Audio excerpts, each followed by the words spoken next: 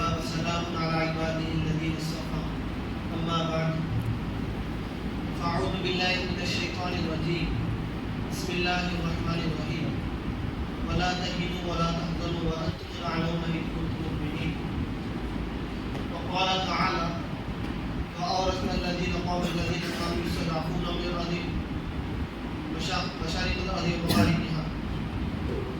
وقال تعالى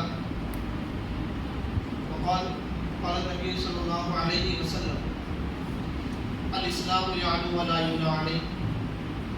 وقال يا طوبى للشام يا طوبى للشام يا طوبى للشام. قلنا يا رسول الله وبماذا؟ قال ملائكة الله باسطوا أجنحتها على الشام. وقال إذا فسد أهل الشام فلا خير فيكم أو كما قال عليه الصلاة والسلام. محترم سامعین، جس دور سے آج ہم گزر رہے ہیں وہ ایک ایسا زمانہ ہے جس کے متعلق آپ علیہ الصلاۃ والسلام نے فرمایا کہ وہ فتنوں کا دور ہے. قرب قیامت کے جن خوفناک علامتوں کا ذکر اشارات قرآنیہ اور احادیث نبویہ میں ملتا ہے، ان میں سے بیت المقدس کا فتح ہونا اور فتنہ سبائیت اور شیعیت کا عرب میں عام ہونا، ملک شام کا ہلاکت کے دہانے پر کھڑے ہونا اور مزید اور فلسطین میں یہودیوں کا آباد ہونا ہے.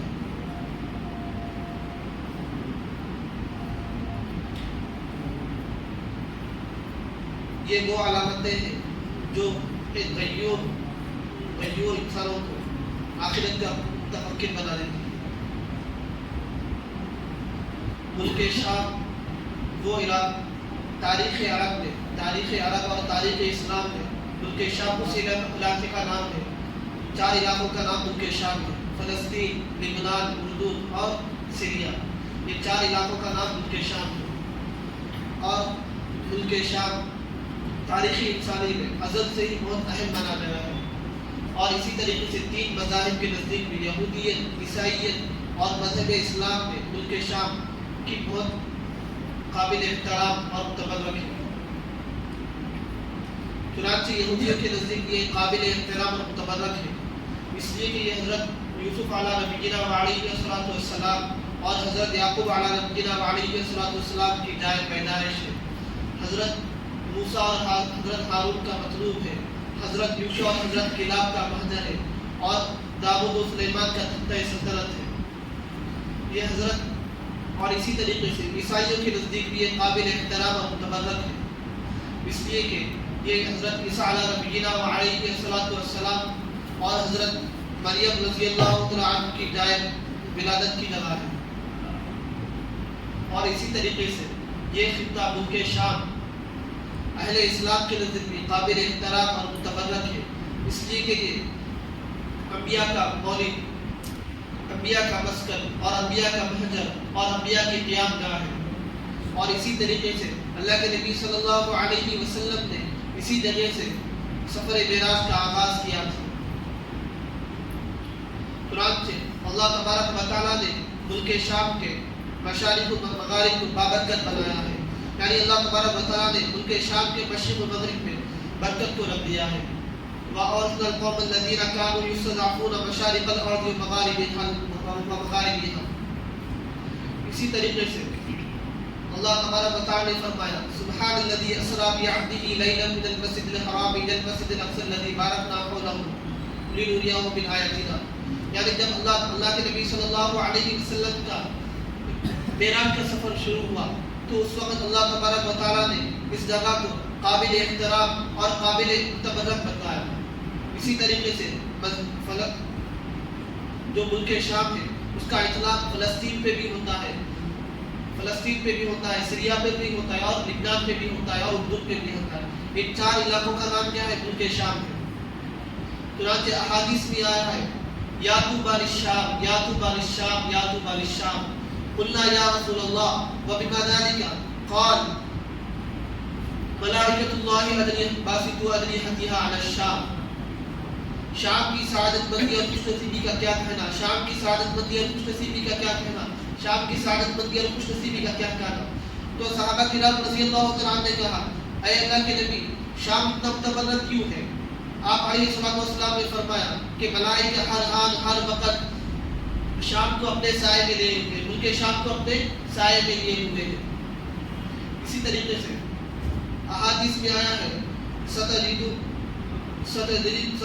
اجنادا جندا بالشام وجندا بالعراق وجندا بالیمن.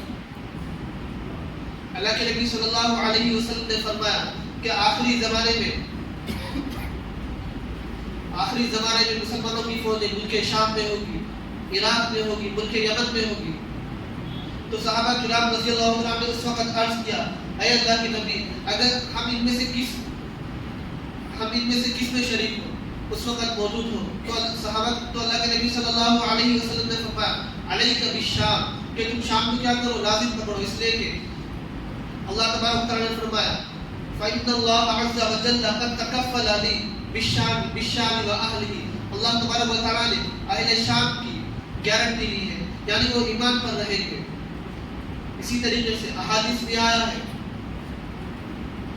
جب فتنوں کا دور ہوگا، جب فتنے ہر طرف ہوں گے، جب فتنوں میں لوگ ملوث ہوں گے تو اہل شام فتنوں سے محفوظ رہیں گے. چنانچہ حدیث ہے فَإِذَا وَقَعَتِ الْفِتَنُ فَإِنَّ الْإِيمَانَ بِالشَّامِ. جب دنیا میں ہر طرف فتنوں کا دور چلے گا، ہر طرف فتنے ہوں گے تو ملک شام ان فتنوں سے محفوظ ہوگا، اس لیے کہ ملک شام اس وقت کیا ہوگا، ایمان ہوگا. فَإِنَّ الْإِيمَانَ بِالشَّامِ، بے شک ایمان شام میں ہوگا.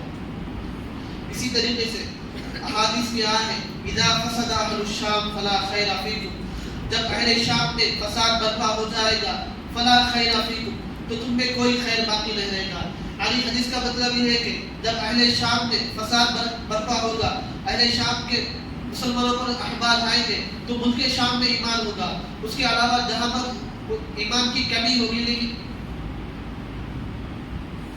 اور اسی طریقے سے احادیث میں آیا ہے ملک شام میں ہمیشہ ایک جماعت رہے گی جو کفار کے مقابلے میں رہے گی، کفار کے مقابلے میں برسر پیکار رہے گی، حق پر لڑتے رہے گی یہاں تک کہ قیامت برپا ہو جائے گی.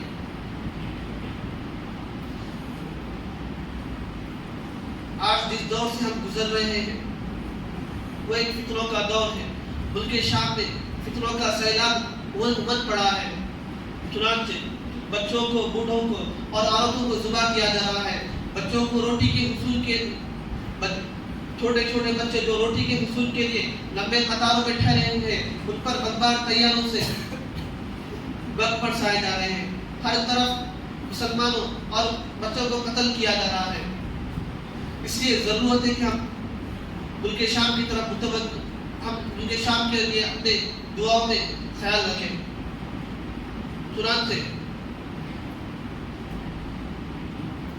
چنانچہ اللہ کے نبی چنانچہ آج ضرورت ہے اس بات کی کہ ہم ابوبکر صدیق رضی اللہ عنہ جیسی غیرت ایمانی اپنے اندر پیدا کریں. چنانچہ ابوبکر صدیق رضی اللہ عنہ نے فرمایا تھا اينقص الدين وانا حي کہ دین میں تھوڑی بھی کمی اور میں زندہ ہوں، ایسا تو ہو ہی نہیں سکتا. چنانچہ صحابہ کرام رضی اللہ عنہ اس وقت کچھ صحابہ کرام رضی اللہ عنہ اس وقت زکوٰۃ کو دینے سے منع کر رہے تھے تو حضرت ابوبکر صدیق رضی اللہ عنہ نے فرمایا کہ دین میں تھوڑی بھی کمی کی جائے اور ابوبکر زندہ رہے، ایسا ہو ہی نہیں سکتا. اسی طریقے سے ہمیں ضرورت ہے کہ حضرت خالد بن ولید جیسے جذبہ شہادت کو اپنے اندر پیدا کریں. حضرت زرار بن حضور رضی اللہ عنہ جیسے بہادری کو اپنے اندر پیدا کریں. حضرت معتصم باللہ جیسے بادشاہ جو ایک مسلمان خاتون کے لیے تقریباً 3000 کلومیٹر دور کا سفر طے کر جا کر بد مقابل سے جنگ کرتا ہے، اس طرح کی بہادری کی ضرورت ہے. اسی طریقے سے صلاح الدین ایوبی جیسے شہ سوار کی آج ضرورت ہے. اس لیے ضرورت ہے کہ ہم اپنے اعمال کو بنائیں، اس لیے کہ پہلے اعمال بگڑتے ہیں پھر فیصلے خراب ہوتے ہیں. چنانچہ قرآن میں ہے ظہر الفساد فی البر والبحر بما کسبت ایدی الناس لیذیقہم بعض الذی عملوا لعلہم یرجعون. دنیا میں جتنا بھی فساد برپا ہوتا ہے وہ ہمارے اعمال کا نتیجہ ہے. پہلے اعمال بگڑتے ہیں، اس کے بعد احوال بگڑتے ہیں. اگر احوال کو سدھارنا ہے تو پہلے اعمال کو سدھارنا پڑے گا. اس لیے کہ آج ہم نے احوال کا ذمہ دار غیروں کو ٹھہرا دیا ہے. ہم یہ سوچتے ہیں کہ اگر حکومت یہ ہوگی تو ہمارے اعمال درست ہو جائیں گے. ایسا ہرگز نہیں ہے. اگر ہمارے اعمال درست ہوں گے تو اللہ تعالیٰ کی جانب سے فیصلے بھی درست ہوں گے. اس لیے ضرورت ہے کہ ہم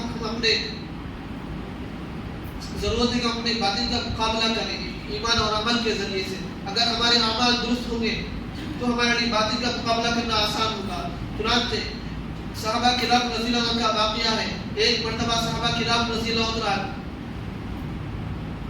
ایک جنگ کر رہے تھے اور ان سے قلعہ فتح نہیں ہو رہا تھا. تقریباً 2 مہینے تک قلعے کا محاصرہ کر رہے تھے. 2 مہینے کے اندر قلعہ فتح نہیں ہوا. لیکن جب صحابہ کرام رضی اللہ عنہ کو معلوم ہوا کہ ان سے مسواک کی سنت چھوٹ رہی ہے تو صحابہ کرام رضی اللہ عنہ نے فوراً جب مسواک کی سنت کو اپنایا تو اس وقت اللہ تبارک و تعالیٰ نے ان کے لیے فتح عطا کر دی. اس لیے ضرورت ہے کہ ہم اپنے اعمال کو بنائیں. اگر ہمارے اعمال درست ہوں گے تو اللہ تبارک و تعالیٰ ہمارے لیے فیصلے اتاریں گے، ہمارے لیے کامیابی کے فیصلے اتاریں گے. اسی طریقے سے اللہ تبارک و تعالیٰ نے یہ جو دین ہمیں دیا ہے ہمیں کامیاب کرنے کے لیے اور ناکامیوں سے بچانے کے لیے.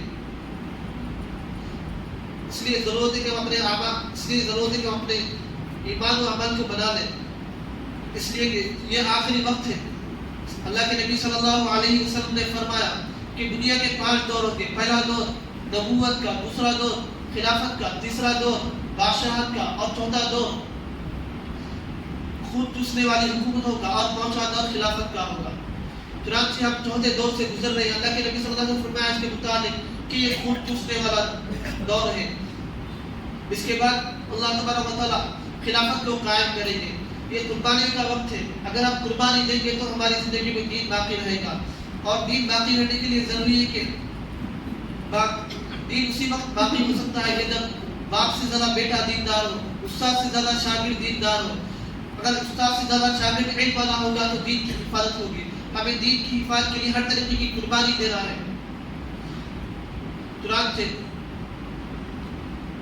ہمارے اکابر نے، اولیاء اللہ نے دین کے لیے ہر طریقے کی قربانی دی ہے. جب ہندوستان میں اکبر کا دور تھا تو اکبر نے شراب کو حلال